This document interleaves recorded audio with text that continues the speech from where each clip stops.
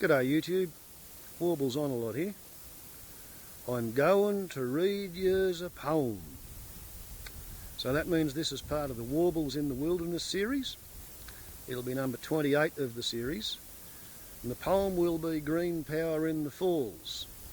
The video itself is a bit of a dual purpose effort because this morning I woke up and found that YouTuber I'm sub to at Lorelei has herself released a book of poetry, and she's had these poems stacked up waiting to be released for as much as 14 years.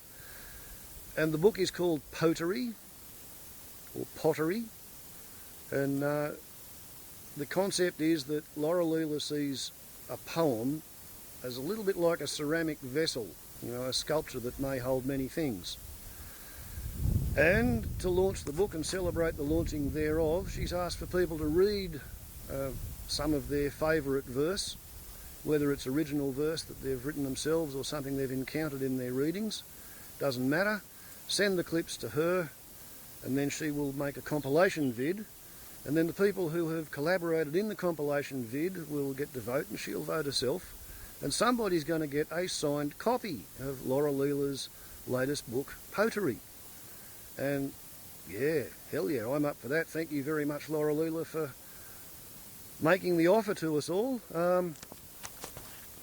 Let's see how I go with attempting to perform Green Power in the Falls, and after the performance, in the afterword, I will explain why it's one of my favourites. Coming as it does from the days when I was starting to get bored with rhyming couplets, and I was feeling my way among rhyming quadruplets. Green Power in the Falls. Well, the crew with whom we share this earth in these besotted days, the ones whose cities sprawl and choke with all their splendid ways, they're running short of energy, so now they think they may pump water uphill all the night, then run it down again next day. For they're really very clever, quite a marvel to behold. They'll even go and light a fire to make their food grow cold. That fire and food they'll separate by hundreds of miles or so, it's told, and efficiency's under 1%, but millions of fridges still get sold. Their new generators can't slow down, burning flat out all the time, yet demand for electrons fluctuates in a daily cyclic sort of line. But there's no way to bottle electricity, not in the way that you might store wine. So peak load is fed by the hydro schemes, which are environmentally fine. So now they'd like a storage dam atop that ridge at Forest Way, and levelling load by moving water is the game they'd like to play. Then they'll sell the story to them cities' ends as they lives from day to day, that this electricity's painted green, so premium prices they all will pay. To pretend this scheme of storing power is some alternative energy is the height of hypocritical cynicism, or so it seems to me.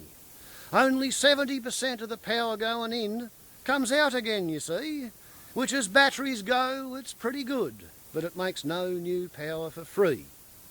Yet this planned alternative station on the creek they call the Styx, it could be quite a showcase project if they'd add windmills to its tricks. Atop the ridge, along that forest way, build megawatts of spinning sticks. Then wind pumps water, drives hydro, 'cause burning coal is for brain-dead hicks. But those windmill sites would offend the eye, in the view of the really keen. Displacement will occur to the species threatened, whose habitat there has been. Some trees will be killed and the dirt will erode. It's not environmentally clean. But you wouldn't burn a thing at all. You'd have electrons almost green. Green Power in the Falls. Copyright 27th of the 7th, 1997.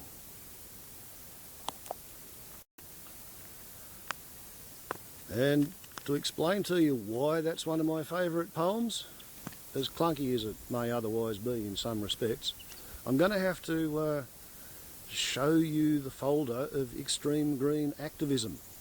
Because, you see, I wasn't always a completely shy and reclusive little hermit, living under a gum tree and spouting poetry to the kangaroos. Once upon a time, back in 1996, I had the thrill of publishing a book of poetry myself. So I can kind of empathise with Lorelei at the moment, and therefore, pat on the back, congratulations, yay team, good on you, mate. But anyway, back in the day, I used to go around from town to town busking and attending markets and going into little shops and asking if they'd put my book on their shelves on a consignment basis. And one of the places that I visited while trying to flog my book of poetry was the Environment Centre at Armidale, and it was sort of an arrangement, you know, if not made in heaven, at least smiled on by the gods, because they liked what I was doing and I liked what they were doing, and they were delighted to have my book on their shelves. And they said to me, look, sometimes we'd like somebody to write a specific poem about specific issues. Would you like to become our poet in residence? And I was absolutely thrilled, you know, what a feather in the cap. And I retained just barely enough humility to say, is it going to get anybody's nose out of joint? Like, am I replacing anyone?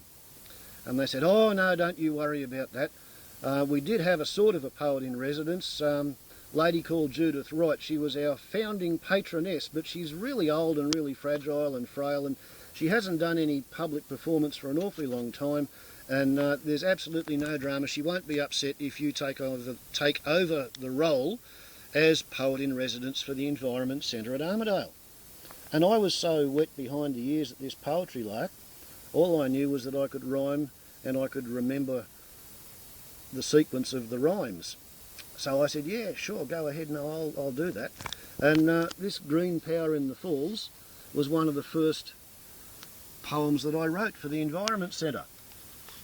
And it was submitted to the Demerrick Shire Council regarding the development application for the Styx Georges Creek hydroelectricity scheme.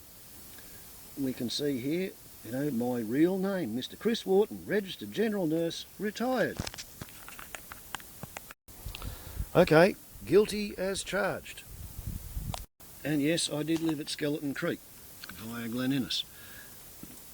Don't think the General Manager liked what he was reading though. Dear Wharton, re Styx Georges Creek hydroelectricity scheme. I refer to your submission made in respect of the above matter. Your submission will be taken into consideration when Council determines the matter. For further information, please contact Council's Director of Environmental Services and Planning. Yours faithfully, General Manager of the now extinct Demerrick Shire Council. Extinct because it was amalgamated out of existence and it became part of Armidale. However, it may have come as a shock to their General Manager, but when the Council did take my poem and all the other submissions into consideration, their determination of the matter was to unanimously reject the development application. So a coal-fired pumped storage hydro generating greenwash scheme was stopped in its tracks. This is the poem which A, was a formal submission to Council, and B, helped stop a significant chunk of greenwash. It helped to save the Styx River, it helped to save the Georges Creek, and it helped to save the beautiful bushwalk on the way. And the only person who's upset is the bloke who was going to be paid to feed the dog that was going to be employed to guard the security fence around the entirely computerised installation that they planned to rip up the countryside to build. So it might be an old feather and it might not be a very big feather, but it remains a feather in my cap and I'm pretty pleased with it. Thus and because, I hope it qualifies for a spot in the compilation video, and I hope it wins as well. Why not? I'd like to have a free copy of the new book, Lorelei. Potery. Interesting wordplay. I enjoy it. Warbles on a lot to YouTube. Ciao.